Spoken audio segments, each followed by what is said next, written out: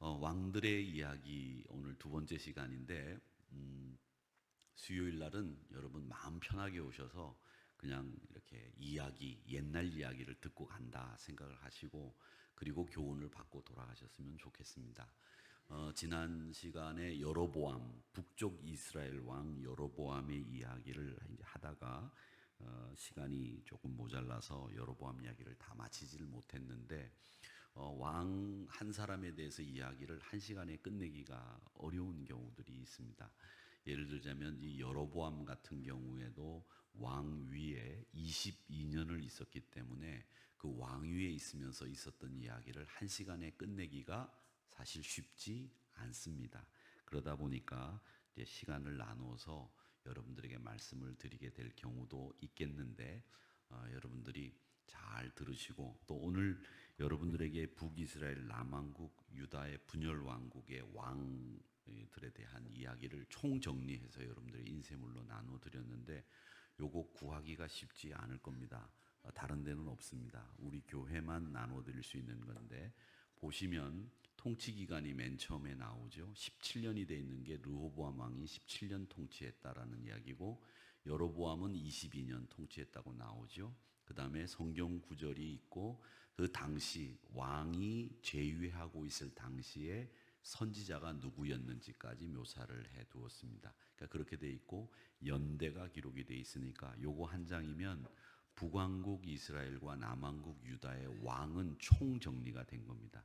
요거 하나만 가지고 있으면 여러분 어디를 가서도 빠짐없이 대답할 수 있으니까 요건 잊어버리지 마시고 저희들이 이렇게 앞뒤로 만든 것은 성경책에 붙여 두시든가 성경책 사이즈에 들어갈 수 있도록 만든 거니까 여러분들이 그렇게 아시고 혹시 너무 작으면 어르신들이 보시기가 어려울 것 같아서 최소한 성경책에 맞추는 사이즈로 해서 앞뒤로 만들었으니까 보시고 요건 평생 가지고 계셔도 됩니다. 또 혹시 잊어버리시면 저희들한테 오시면 저희들이 다시 배부해 드릴 테니까 잊지 마시고 가지고 다니시는데 제가 지난 시간에는 좀 냉정하게 이거 끝나고 난 뒤에 이거 다 여기다 두고 가세요. 그리고 교회 올 때마다 보세요. 받으세요. 그렇게 말씀을 드렸는데 너무한 것 같고 우리를 무시하는 것 같고 그럴 수도 있으니까 가지고 다니실 분들은 가지고 다니시고 저 뒤에 또 조금 여유분을 둘 테니까 잃어버리신 분들은 오셔서 챙겨서 꼭 보시면서 이 북왕국 이스라엘, 남왕국 유다의 왕조들, 이스라엘 역사의 왕들이 이런 사람이 있었고 이런 일들을 했구나라고 하는 정리를 하실 때마다 보시면 좋겠습니다. 북왕국 이스라엘, 그 다음에 남왕국 유다 이렇게 되어 있는데 이 남왕국 유다는 유다 지파하고 베냐민 지파, 유다 지파와 베냐민 지파를 제외한 북쪽 유다, 이스라엘은 이 남쪽 유다는 남왕국 유다 지파 베냐민 지파는 12아들 중에 막내 아들이죠. 그 막내 아들인 베냐민 지파를 제외하고 10지파가 이 북이스라엘을 만들게 됩니다. 어떤 성경학자들은 남유다가 북이스라엘보다 5배 정도 작다. 그러니까 이 북이스라엘이 5배 정도 크다. 그렇게 얘기를 하는데 5배까지는 안 되고요. 한 2.5배 정도 됩니다. 북이스라엘이 나라가 크죠. 크고 족속도 10지파가 모였기 때문에 이 북이스라엘이 훨씬 더 강성합니다. 그리고 북이스라엘이 제가 지난 시간에도 말씀드렸지만 땅이 비옥한 곳이 다 북이스라엘에 있습니다. 남유다는 거의 사막 지역이다 이렇게 보시면 되기 때문에 살기가 어렵고 힘든 그런 곳입니다. 그래서 이쪽 이 지중해 연안 이 지중해 연안 이 팔레스타인 사람들이 살고 있는 이 블레셋 땅을 차지하지 않으면 여기서는 곡식을 얻기가 힘들고 여기서 수자원물들을 얻지 못하면 남유다는 사실 살기 쉽지 않은 나라라고 보시면 되겠습니다. 그런 반면에 이 다마스커스가 여기 이렇게 보이시는데 이게 다메섹이죠. 북이스라엘은 이 다메섹을 넘어서까지 땅을 이렇게 차지하고 있는데 이 북쪽이 굉장히 그 비옥한 땅이고 수량이 많습니다. 사시사철 북쪽 이스라엘은 그 더운 나라에서 물이 있습니다. 그래서 농사를 짓고 여기는 씨만 뿌리면 열매가 그야말로 젖과 꿀이 흐르는 땅처럼 열매가 맺히는 땅이다. 이렇게 보시면 되겠습니다. 이렇게 이 지도를 이렇게 보시면 이제 여로보암이 차지했던 북쪽 이스라엘이 얼마나 좋은 나라인지를 여러분들이 아시게 되는데 조금 이 지도를 좀 올려놔 주시기 바랍니다. 여로보암이 제가 지난 시간에 말씀드리기를 솔로몬의 밀로라고 하는 궁전을 지을 때 공사 감독관으로 전격 발탁이 돼서 여로보암 왕이 이 왕이 되는 계기가 됐다 이렇게 말씀을 드렸고요. 이 솔로몬이 이 여로보암을 이제 발탁을 했지만 아히야 선지자가 이렇게 지나가다가 이렇게 보니까 여로보암이 범상치 않은 인물이에요. 그래서 너 왕이 되겠다 이렇게 예언을 했는데 그 소리가 솔로몬의 귀에 들어갈까봐 겁이 나서 애굽으로 망명을 했다 이렇게 말씀을 드렸습니다. 그 여로보암이 그러니까 솔로몬 왕이 죽을 때까지 이 애굽 왕의 밑에서 망명 생활을 하다가 솔로몬이 죽었다는 이야기를 듣고 르호보암을 만나러 온 겁니다. 그래서 르호보암을 만나서 아버지 때에 많았던 부역, 많았던 세금 그걸 좀 감경해 달라 이렇게 부탁을 했는데 르호보암이 거절하게 되고 그 거절로 인해서 10지파가 뭉쳐서 북쪽 이스라엘을 만들게 됐다 이렇게 말씀을 드렸는데 이 남쪽 유다는 여러분 유다 지파가 중심입니다. 근데 이 북쪽 이스라엘은 어느 지파가 중심이냐면 여로보암이 에브라임 지파입니다. 에브라임 지파. 근데 이 에브라임 지파는 여러분 이 야곱의 12아들 중에서 에브라임은 사실은 야곱의 손자입니다. 므낫세와 에브라임은 요셉의 아들들입니다. 그러니까 사실은 에브라임과 므낫세는 요셉 지파라고 부르는 게 맞아요. 그런데 이 요셉이 자기 이름은 빼고 자기 아들들을 지파로 넣게 되는 거예요. 그래서 에브라임 지파와 므낫세 지파가 들어가게 돼서 12지파가 되는데 이 요셉 지파가 므낫세 지파, 에브라임 지파다 이렇게 생각을 하시면 되는데 이 에브라임 지파의 자손이 누구냐면 여로보암이에요. 여로보암. 근데 또 나중에 후일에 말씀을 드리겠지만 야곱에게는 아내가 몇 명 있었냐면 4명 있었습니다. 4명. 그 중에 자기가 제일 좋아했던 여인이 라헬이라고 하는 여자를 제일 좋아했고 라헬의 언니 레아가 있었는데 이 레아는 성경에 보면 알력이 떨어지고 지혜가 좀 부족했지만 아이는 잘 생산해서 대부분의 아들을 이 레아가 낳았습니다. 라헬은 자기가 아이를 못 낳으니까 자기 몸종을 야곱에게 들여보내 가지고 아이를 낳게 하지만 이 라헬은 결국 아들을 둘밖에 못 놓습니다. 그 큰 아들이 요셉 그리고 둘째 아들이 베냐민인데 그 아들을 둘 낳으면서 이 베냐민을 낳을 때는 그것도 낳다가 어떻게 됩니까? 죽습니다. 죽어요. 그래서 이 에브라다 이 베들레헴으로 올라가는 길에 아이를 낳다가 라헬이 죽어버려요. 그래서 이 라헬이 죽으면서 낳은 아들을 슬픔의 아들이다. 그래서 베노니라고 이름을 붙였고 그 베노니라고 하는 이름이 베냐민이 됐죠. 그러니까 아들 하나 낳고 아들 하나 또 낳다가 그냥 죽어버린 사람이 라헬이란 말이죠. 그런데 여러분 제가 이 라헬 이야기를 왜 하느냐면 성경에 보면 이 요셉과 베냐민 이 두 아들 그리고 요셉의 아들인 에브라임과 므낫세 이 아들들이 제일 지파들 중에서 제가 인상을 쓰고 지금 얘기하죠. 왜 인상을 쓰고 얘기할까요? 속을 제일 많이 썩인 지파들입니다.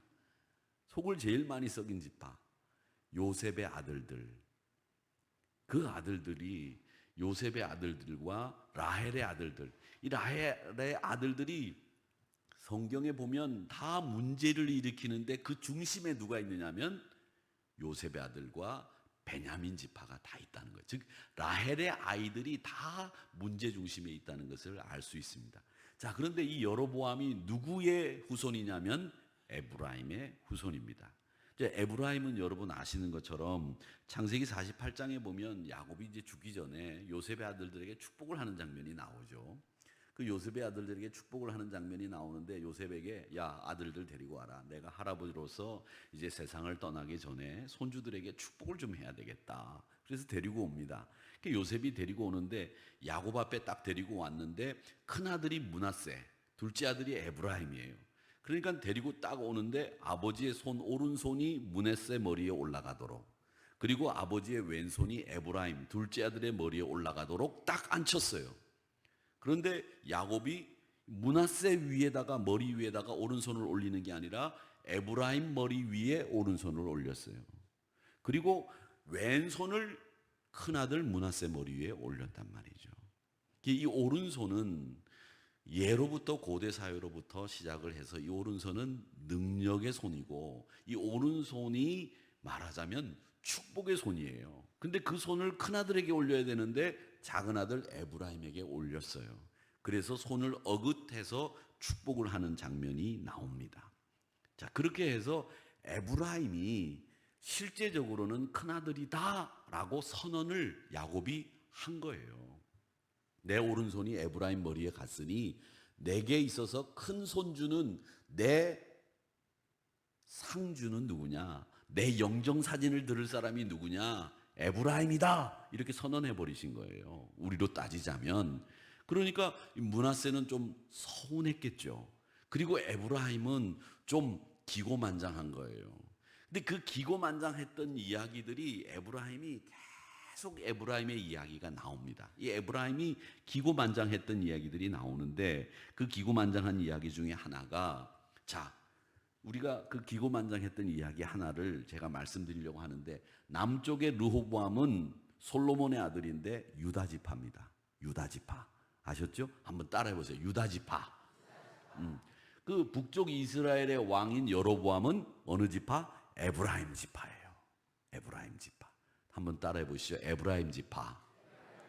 그러니까 남쪽 왕은 유다 지파, 북쪽 왕은 에브라임 지파 왕이 돼 있는 거예요. 자, 그런데 여러분, 유다 지파와 에브라임 지파는 대대로부터 늘 갈등하는 사이였어요. 왜? 우리도 나라들 간에도 갈등하는 나라가 있죠. 우리나라는 누구랑 싸우면 지면 안 됩니까? 일본이죠. 일본은 일본이라고, 일본 사람을 일본 사람이라고 하는 한국 분들은 아무도 없을 겁니다. 거의 일본 사람은 일본 놈이라고 부르라고 배웠습니다. 그렇죠? 그렇게 배웁니다.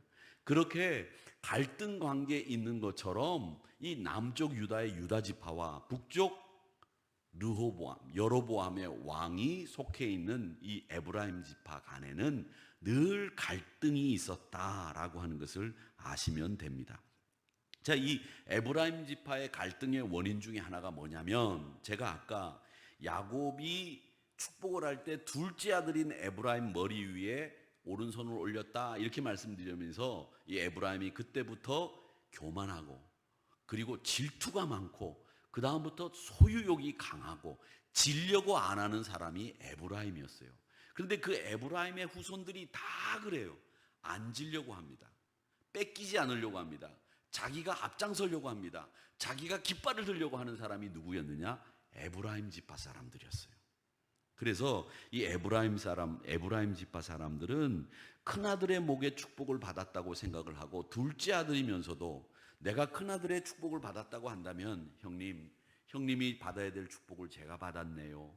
죄송합니다. 형님 우선, 형님 앞서가세요. 형님 먼저입니다. 이렇게 해야 이 에브라임이 인정을 받고 에브라임이 사람 구실을 한 건데, 에브라임은 그렇게 안 했어요. 형님이 둘째 아들 축복을 받고 내가 큰아들 축복을 받았으니 내가 실제로 큰아들이야. 형님 깔아뭉개고 무시하고 자기가 더 많이 먹으려고 하고 더 많이 가지려고 했던 아들이 에브라임이었다. 이렇게 생각을 하시면 됩니다. 자, 그런 일들이 그대로 드러나는 일들이 생기게 됩니다. 그 일이 어떻게 되느냐 하면, 이제 여러 가지 얘기들이 많이 있는데 그 중에서 이 에브라임이 질투가 많았다 했는데, 이제 가나안에 정착을 하게 됐어요. 가나안에 정착을 합니다. 이 가나안을 정착을 해가지고서 이제 땅을 분배하지 않습니까? 땅을 분배할 때 누가 분배를 해줬느냐면 여호수아와 갈렙이 이 땅을 분배하는 일을 했어요. 그러니까 너희 지파는 저쪽에서 어디서부터 어디까지 니네가 차지해서 살아라. 알았지? 너희 지파는 말이야 이 도곡동 948번지를 니네 땅으로 해라. 너희 땅은 말이야 독립문이 아무리 좋겠다. 독립문에 가서 살아라. 이렇게 여호수아가 다 땅을 분배해서 나눠줬어요. 근데 에브라임 지파는 어디다 나눠줬느냐 하면 조금 산지, 그리고 거기 살고 있는 원래 가나안 원주민들이 철병거가 있어서 강한 전투력을 가지고 있는 민족들이 사는 곳에 이 에브라임 지파를 분배해 준 거예요. 그 에브라임 지파가 아유 여호수아님, 갈렙님 감사합니다. 우리가 그 땅을 차지해서 잘 만들겠습니다. 근데 그 땅은 간척을 해야 돼요. 그 땅은 농지로 만들어야 돼. 그냥 농사만 지으면 되는 땅이 아니에요. 그러니까 에브라임 사람들이 그 땅을 분배받고 난 뒤에 아유 저희들이 가서 열심히 간척을 해서 농사 지을 땅으로 밭으로 만들어 가지고 열매도 많이 맺고 우리가 한번 잘 살아보겠습니다. 그리고 가면 얼마나 좋아. 아유 거기 가나안 사람들이 사는데 그 사람들이 조금 딴 사람들보다 세다고 하지만 우리가 능히 이길 수 있습니다. 우리가 들어가서 그 사람들 다 쫓아내고 우리 땅으로 만들겠습니다. 그러면 얼마나 좋아요. 그렇게 안 했어요. 그렇게 안 하고 여호수아에게 가서 불만을 터뜨리는 거예요. 아니 유다 지파하고 또 비교하면서 유다 지파는 말이야 좋은 땅 주고 넓은 땅 주고 그냥 씨만 뿌리면 열매 맺는 땅 주고 우리는 왜 산지에다가 가가지고 나무 베고 풀 베고 농지로 만들어야 되는 땅을 주냐고 불만을 터뜨렸어요. 또 다른 나라 다른 지파들이 차지한 땅은 다 그냥 바람만 후 불면 다 쫓겨나갈 사람들 사는 그 땅을 주고 우리는 싸워도 쫓아내기 힘든 힘센 사람들이 사는 곳에 우리를 분배해 줬냐고 여호수아에게 따져 물었었던 사람이 에브라임 지파예요.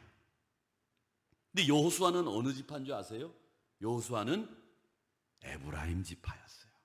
자기가 속한 지파를 자기가 속한 자기 민족, 자기 동족을 제일 나쁜 땅을 준 거예요. 그게 여호수아가 잘한 것 중에 하나죠. 야, 우리 가족들, 우리 지파는 제일 좋은 땅을 줘야지. 이렇게 하지 않았어요. 여호수아는 제일 나쁜 땅을 주었다는 겁니다. 그 여호수아 앞에 가서 비난하고 불평을 터뜨렸던 장면이 나옵니다. 여호수아서 17장 14절 15절 한번 보겠습니다. 자, 보세요. 요셉 자손이라고 하면 누구라 그랬죠? 에브라임과 므낫세 지파라고 말씀을 드렸습니다. 그 에브라임과 므낫세 지파가 여호수아에게 말하여 이르되 여호와께서 지금까지 내게 복을 주심으로 내가 큰 민족이 됐는데 당신이 나의 기업을 위하여 한 제비 한 붓긴만으로 내게 주심이 어찌함이냐. 왜 요거밖에 안 주느냐. 요 얘기예요. 그 다음 15절 여호수아가 그들에게 이르되 너희가 큰 민족이 되므로 에브라임 산지가 네게 너무 좁을 거다. 그런데 좁지만 브리스 족속과 르바임 족속 땅 살림 그 산 속에 들어가서 그 산을 다 개척을 해서 니네 땅으로 좀 만들어라. 그렇게 얘기를 했다는 거예요.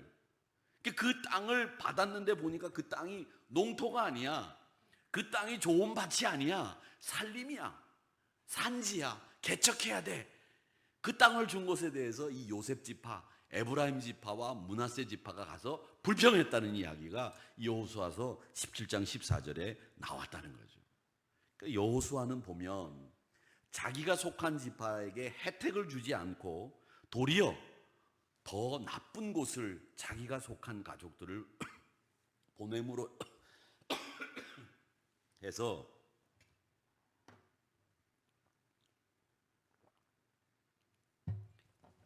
여호수아는 자기가 누릴 수 있는 특권을 누리지 않았다고 하는 겁니다. 이게 지도자의 바른 모습이죠. 그런데 이 에브라임 지파는 항상 그렇게 불평불만하고 이렇게 갈등, 경쟁의식에 사로잡혀 있었던 사람입니다. 자, 이런 일이 또 있었습니다. 어떤 일이 있었느냐면 사사기에 보면 에브라임 지파가 또 불만을 터뜨리는 일이 하나 있었는데 기드온 여러분 아시죠? 기드온 아시죠? 300명의 기드온 용사와 함께 미디안 족속을 물리친 유명한 전쟁의 영웅이 누구냐면 기드온이죠. 기드온 아시죠? 처음 들어보셨어요? 기드온? 안 들어보신 분 손 들어보세요. 없으시죠? 수요일날 예배 오시는 분들은 기드온 다 아실 거예요.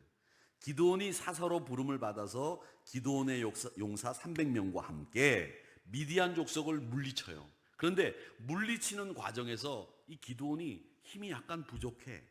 그래서 기드온이 누구에게 힘을 지원을 해달라고 요청을 하느냐면 에브라임 지파에게 우리를 좀 도와달라 이렇게 부탁을 해요.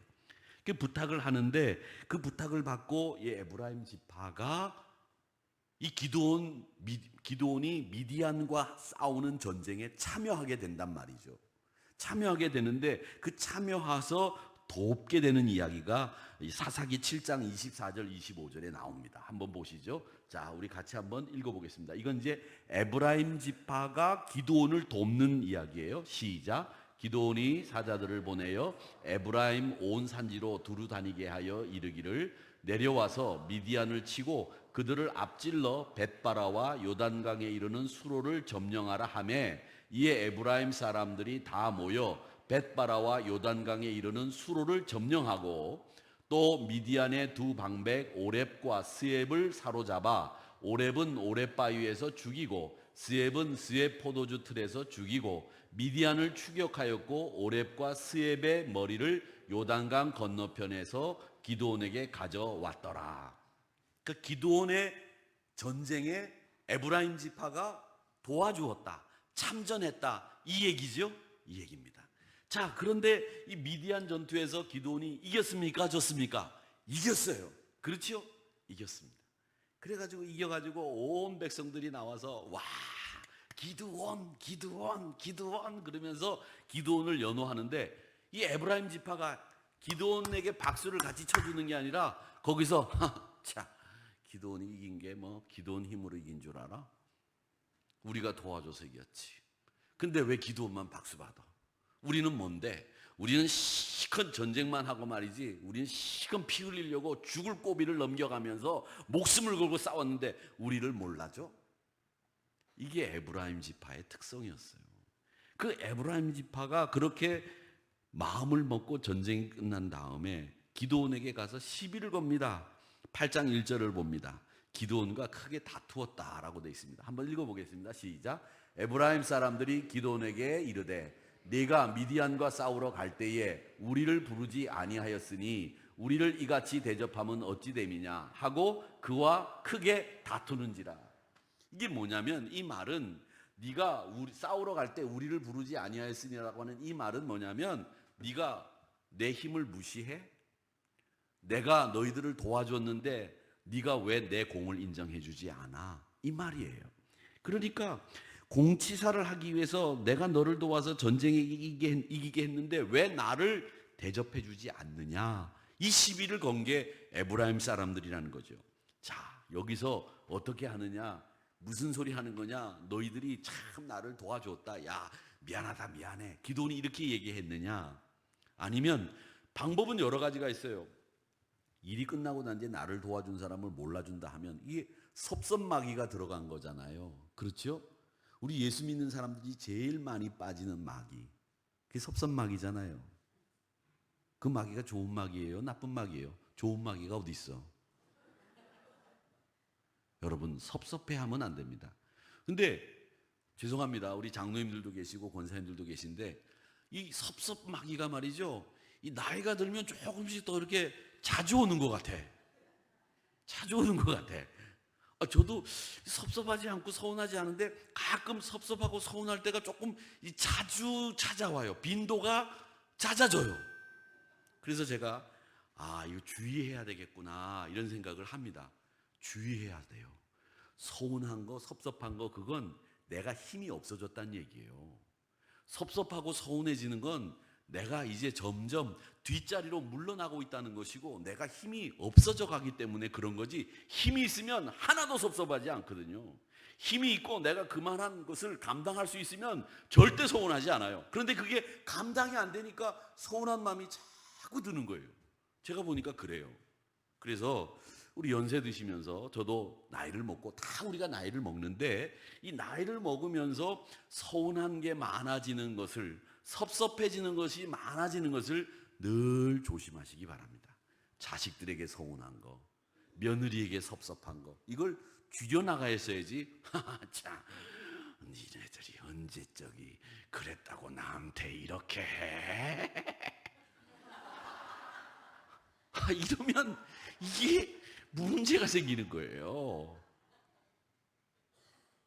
여러분, 그러니까 신앙도 우리가 항상 조심해야 될 게, 아무리 신앙생활 잘하고 기도 열심히 하면 뭐예요? 생활 속에서 고부간에 문제 있고 가정에 뭐 문제 있는데 그 문제의 주범이 내가 섭섭하고 서운해서 그렇게 되면 안 되죠. 그러니까 이 섭섭한 건 안 된다, 서운한 거 안 된다. 그래서 기도원과 크게 다투었다는 거예요. 다투었는데 기도원이 어떻게 하느냐면 달랠 수도 있고 또 거기에 상응하는 보상을 할 수도 있겠죠. 아이고 내가 잊어버렸다, 야 미안하다, 이렇게 하고 보상을 하고 달랠 수 있는 방법이 있는데, 기도원은 어떻게 했느냐? 기도원은, 자 8장 3절을 한번 읽어보겠습니다. 같이 한번 읽어보겠습니다. 이 기도원이 섭섭해하는 에브라임 지파를 달래는 방법입니다. 시작. 하나님이 미디안 방백 오렙과 스앱을 너희 손에 넘겨주셨으니 네가 한 일이 어찌 능히 너희가 한 것과 비교되겠느냐 하니라. 기도원이 이 말을 하매 그때에 그들의 노여움이 풀리니라. 어떻게 한 겁니까? 야, 미디안 방백 오렙과 스앱을 너희 손에 넘겨주어서 이 일은 분명히 하나님이 하신 일만큼은 분명하다. 그건 우리가 한 일이 아니야. 하나님이 하신 일인데 그 하나님이 너희 손에 넘겨줬어. 그러니까 내가 한 일하고 너희가 한 일하고 비교해서는 니네가 한 일이 훨씬 더 크고 잘한 일이야. 이렇게 이야기해 줬다는 거예요. 내가 한 일하고 너희가 한 일하고 비교가 돼? 아이고 비교할 수 없지, 네가 훨씬 더 잘했어. 그렇게 이야기를 한 거예요. 그러니까 여러분, 섭섭하고 서운한 일이 생길 때는 어떻게 해야 된다고요? 납작 엎드리는 겁니다. 기도원처럼 자기는 하찮은 것이라고 얘기를 하는 겁니다. 그러면서 능히 너희가 한 것에 비교가 되겠냐? 안 된다. 야, 네가 최고다. 그렇게 하면서 기도원이 말을 하니까 어떻게 됐다고요? 그들의 노여움이 풀렸다, 다시 맺혔다, 풀렸다. 성경에서 기도원이 이 에브라임 지파의 이 노여움을 푸는 방법이 여기 이렇게 기록이 되어 있다는 거예요. 성경에 보면 우리의 처세에 대한 방법도 말씀하시고 있다는 겁니다. 근데 제 생각에는 이런 생각도 들어요. 기도원이 전쟁에서 이겼어. 온 국민들이 다 나를 환호하고 나를 지지해. 내가 힘이 있어. 이럴 때 에브라임 지파가 까불어. 네가 뭘 했다고 그래? 그러면서 까짓거 니네들이 한 게 뭐야? 그까짓 거 오랩하고 말이야, 스의 머리 잘라놓은 거, 그까짓 게 뭐가 그렇게 요단강 수로 차지한 게 뭐가 그렇게 대단한 거라고 그래? 까불지 마 이 자식들아. 이럴 수 있잖아요. 그런데 기도원은 그렇게 하지 않았다는 거죠. 그러니까 오늘 여호수아와 기도원이라고 하는 지도자가 우리에게 보여주는 지도자상을 두 가지를 배우는 거죠. 자기 지파 사람들을 더 어렵고 힘든 데로 보내는 여호수아의 지도자다운 모습. 그리고 또 하나, 이 기드온이 자기가 가지고 있는 힘으로 얼마든지 사람을 능멸하고 사람을 제압할 수 있지만 그 힘을 사용하지 않고 도리어 납작 엎드렸다는 것. 이게 이 기드온이 잘한 점이라는 거죠. 그러니까 맞서서 싸우지 않고 피하는 거예요. 여러분, 서운한 사람 맞서서 네가 뭐가 서운한데? 서운한 거 얘기 좀 해봐. 이럴 이야기가 할 필요가 없다는 거예요. 그냥 납작 엎드리고 네가 최고다, 네가 잘한 거 내가 몰라줬다, 이렇게 이야기하는 것이 이 기드온이 노여움을 푸는 방법으로 사용했다라는 겁니다. 그러니까 여러분, 힘으로 쓰는 거 그거 좋은 게 아니에요. 진짜 힘 있는 사람은 어떤 사람인 줄 아세요? 진짜 힘 있는 사람, 자기가 힘 있는 걸 자꾸 숨기는 사람, 그 사람이 무서운 사람이에요. 내가 힘 있는 걸 자꾸 내보이는 사람은 하나도 안 무서워. 왜? 그게 다니까. 그런데 힘 있는 사람은 힘을 어디다 숨겨뒀는지, 오른쪽 포켓에 넣어뒀는지 왼쪽 포켓에 넣어뒀는지 안에다가 넣어뒀는지 몰라. 그리고 그 힘을 쓸 때는 그게 나와. 이게 힘 있는 사람이 진짜 모습이어야 된다는 거예요. 그러니까 여러분, 힘 있는 걸 자꾸 드러내는 사람들은 힘 없는 사람, 힘이 어디 있는지 모르는 사람, 그 사람이 진짜 힘 있는 사람이라는 거예요. 그게 기드온의 모습이라는 거죠. 그러니까 사랑하는 성도 여러분, 기드온이 공로를 독차지하지 않고 에브라임 당신들과 우리는 비교할 수 없다고 하면서 노여움을 풀어준 그의 모습을 배우시기 바랍니다. 잠언 15장 1절 한번 볼까요? 잠언 15장 1절 같이 읽어보겠습니다. 시작. 유순한 분노를 쉬게 하여도 과격한 말은 노를 격동하느니라. 아멘. 유순한 대답이 좋다는 거죠. 그런데 이 에브라임 지파는 항상 시비 걸고 노여워하고 불만이 잔뜩 있는 지파였습니다. 그래서 이 유다 지파와 에브라임 지파는 늘 비교하면서 갈등을, 그것도 에브라임 지파를 중심으로 해서 갈등하는 오랜 기간 쌓여 있었던 구원이, 그러니까 오래된 원한이 그들 가슴 속에 있었던 사람들이 유다 지파와 에브라임 지파였다라는 거죠. 그런데 그 유다 지파와 에브라임 지파가 결국 각각 왕이 돼가지고 나라를 둘로 쪼개버렸다라고 하는 겁니다. 그러니까 우리나라가 남과 북으로 나누어졌는데, 이 사실은 이 남과 북으로 나누어지기 전에도 예전에 제가 다니던 학교가 축구를 오래전부터 일제시대부터 하던 학교였거든요. 근데 그 학교에서 축구를 했던 그 선배, 그 선생님들이 하시는 이야기를 제가 학교를 다닐 때 들은 적이 있어요. 그분들이 아주 어릴 때, 중학교를 다닐 때 그 평양하고 서울하고 축구 대항전을 했대요. 평양에 있는 학교하고 서울에 있는 학교하고 축구 대항전을 하면 그야말로 죽기 살기로 축구를 했대요. 그래서 평양을 꼭 이겨야 되고 서울을 꼭 이겨야 된다는 생각으로 완전히 머리가 깨질 정도로 축구를 했다는 거예요. 그러니까 그런 이상하게 경쟁 구도가 있었는데 결국 남과 북으로 나눠진 게, 남과 북이 그런 경쟁 구도에 있었다는 거죠. 그런 경쟁 구도가 결국 이 쌓이고 쌓여서 어느 시점에 들어서 폭발하게 되면 그게 결국 돌아올 수 없는 길이 된다, 이런 얘기를 하시더라고요. 근데 저는 제가 다니던 학교가 형님하고 동생이 학교를 서로 나눠 가졌어요. 아버지가 주신 학교를. 그래가지고 학교 운동장 가운데 담이 있었어요. 그래가지고 저쪽 담 너머에는 그 학교가 있고 이쪽 담 너머에는 숙명여고가 있었거든요. 그래서 그 담 너머인데 우리 학교 담은 담이 이렇게 채워져 있으니까 학교 운동장이 좁아요. 저쪽 학교 운동장은 크고, 나중에 제가 졸업할 때 그 형제가 화해해가지고 그 담을 헐어가지고 학교가 하나 되긴 했는데, 형제간에 싸워가지고 학교를 반으로 나눠가지고 이 학교 저 학교로 만드는 거를 제가 어릴 때 보면서, 야, 우리나라 사람들 진짜 대단하다, 이런 생각을 했었어요. 그랬거든요. 이게 참 예전에 있었던 일들을 보면 참 뭐들는지 모르겠는데, 저는 그러지 않았지만 선생님들도 참 학생들을 때리는 거를 그냥, 우리는 선생님이 학생들 때리는 거는 우습게 생각했잖아요. 요즘에 학생들을 선생님이 때리면 큰일 나죠. 그 숙제를 안 하면 또 아주 못된 선생님이 계셨는데, 숙명여고가 이렇게 옆에 있어서 우리 학교 운동장이 이렇게 보여요. 이렇게 창문을 열면 저희 학교 운동장인데, 이 못된 선생님이 학생들이 숙제를 안 해오면 팬티만 입혀가지고 거기를 뛰게 하는 거야. 그러면 뛴다 그러면 숙명여고 여학생들이 이렇게 있다가 뛴다 그러면은 그 얌전한 학생들이 창문을 열고 와 하고 다 나와. 그래서 제가 여성분들이 참 용감한 분들이라고 생각을 하고 있어요. 그래가지고 제가 그때 그걸 보면서 여자분들이 본색이 원래 저런 거구나 제가 그때 알았었는데, 그렇게 원한을 갖고 갈등을 가지고 싸우는 것이, 이게 인간들이 모인 곳에서는 항상 이런 일이 있기 때문에, 저는 오늘 기드온의 처세와 여호수아의 처세가 지도자가 가져야 되는 마땅한 처세다, 이렇게 생각을 합니다. 그 처세라고 하는 것이 뭐냐, 여러분, 무엇보다도 가장 중요한 것은 우리 믿음의 사람들이 한 발 양보하고 내가 한번 져주면 그게 이기는 거라는 거예요.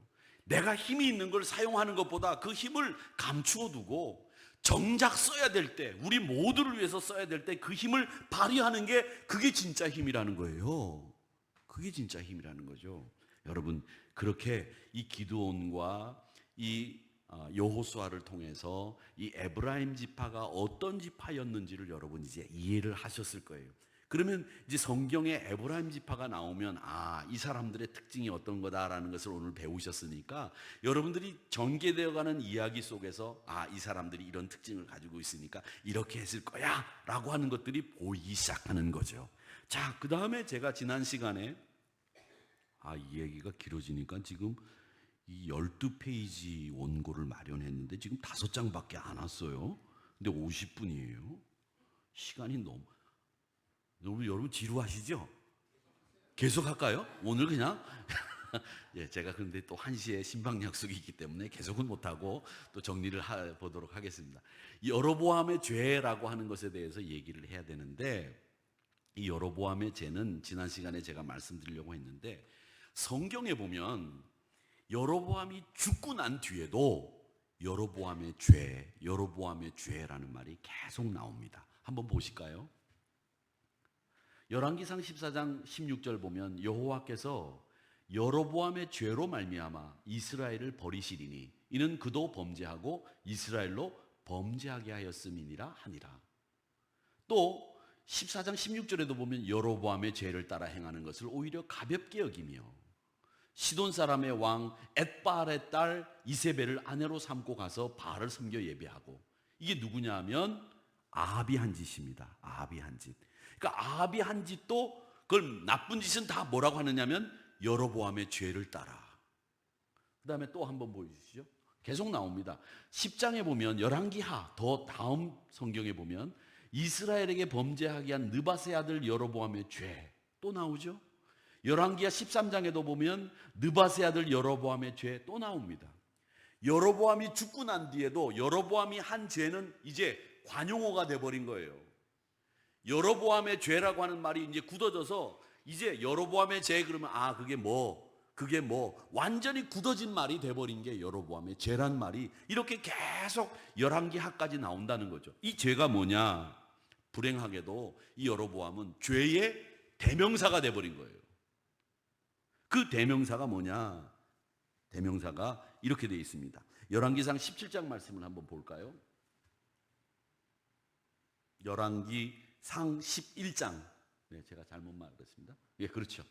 37절, 40절. 자, 여로보암에게 하나님이 하신 말씀입니다. 읽어보겠습니다. 시작. 여로보암아, 네가 내 말을 듣고 순종하면 내가 너를 이스라엘의 왕으로 세우고 너는 네가 원하는 이스라엘을 다스릴 것이다. 다윗처럼 너의 집안을 견고하게 하리라. 이게 여로보암에게 주신 하나님의 약속이에요.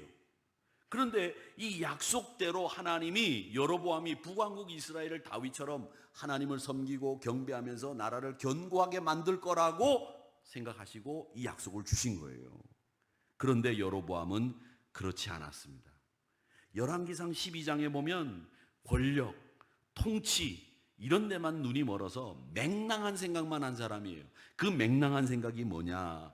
늘 이 에브라임 지파가 하는 일이 뭐였느냐면 유다 지파하고 비교하는 일이라고 말씀드렸죠.